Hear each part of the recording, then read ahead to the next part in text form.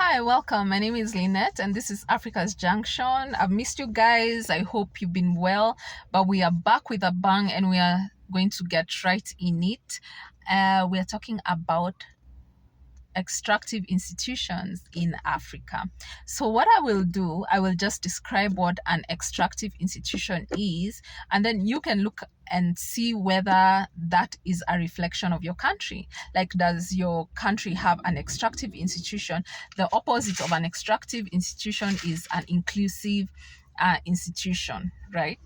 So an extractive institution is whereby in a country you find, or in a region, you find whereby it's only a few people who get most of the resources, and mostly off the back of the poor people or off the back of the masses, who will probably be poor. Now, this kind of system has been there since time immemorial. I look at England, Europe for a bit. You remember back in the day, I don't know if it's the 1600s but it was way back like that. They had serfdoms whereby the people, if you owned pieces of land, you'd be like peasants. You'd be living there but paying rents of the land to the king. So at some point after the bubonic plague, people realized that there was no labor, and then they also realized, why do we have to keep on doing this thing? It's so exploitative. And then now the institution started shifting to a more inclusive institution whereby people have more rights. They can get more from the work of their labor and so forth and so on, right? So that's just one example in history.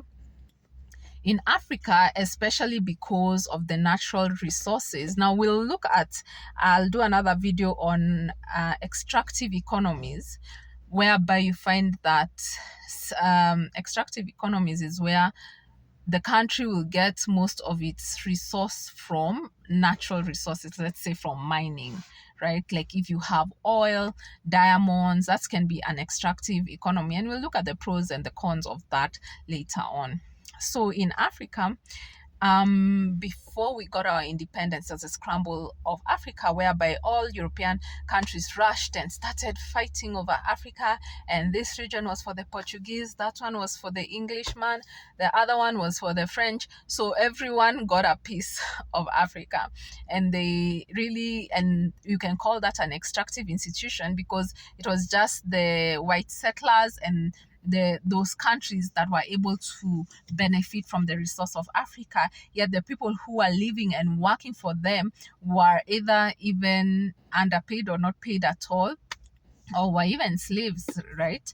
So then the African leaders, we had also our systems of governance before the white settlers came in. We had chiefdoms and such kind of things. They came together and they're like, no, we need to get back our country. So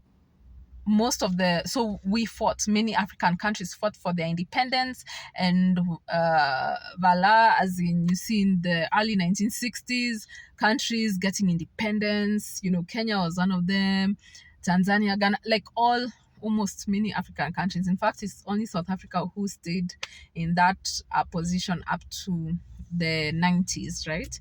So, and what was the feeling of the people? It was euphoric, because they were like, yes, we've been able to remove the Europeans who had settled here and the extractive institutions. We can toss them out. Now we'll be able to benefit from our coffee, our tea, our diamonds, our gold. So was that the case? Years later, the case was no.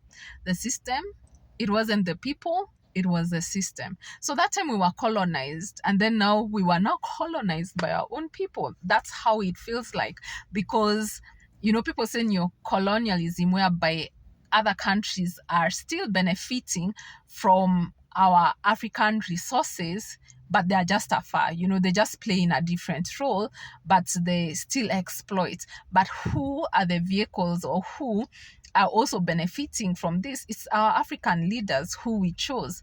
Not all. I'm not trying to say all African leaders are corrupt or are exploitative or are extractive in their institutions. I'm saying many are.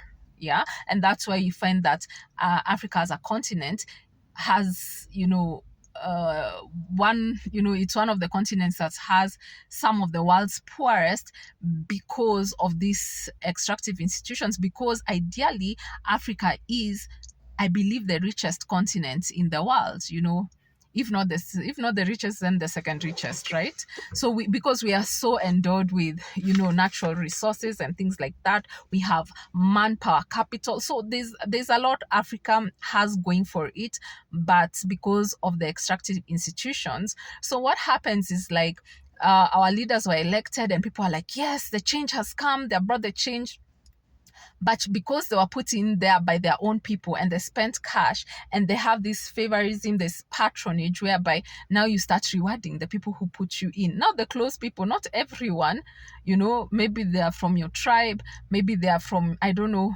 they're your friends. So you have there's that elitist kind of thing, or else a political class that takes everything.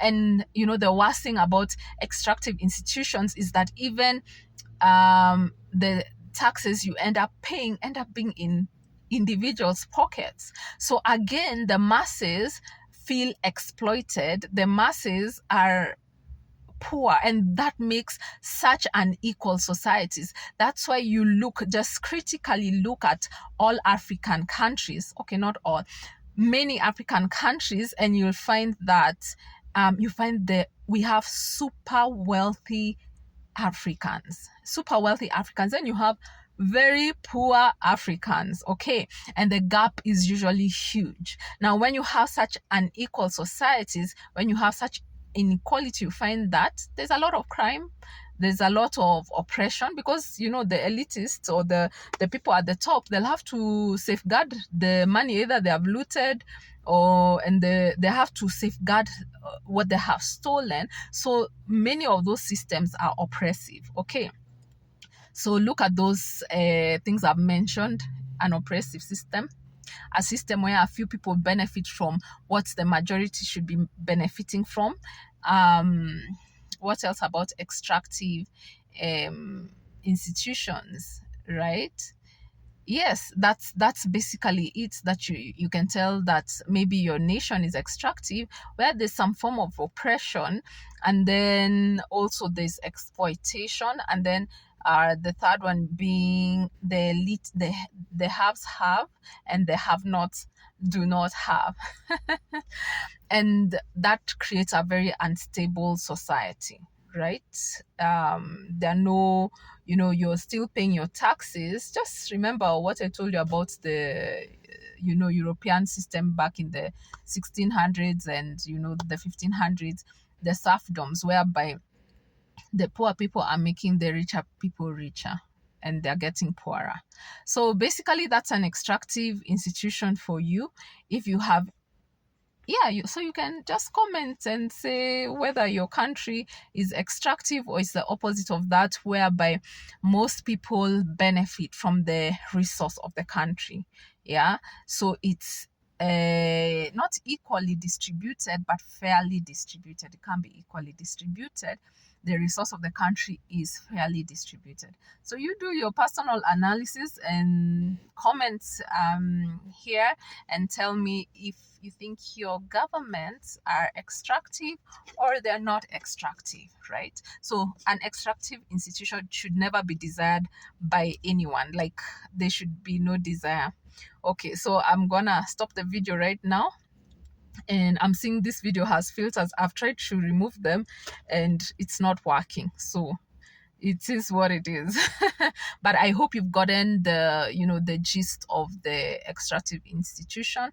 Hopefully when I now do a video on the inclusive institutions, then you can see the difference and how that works. Thank you for your time. See you next time. Bye.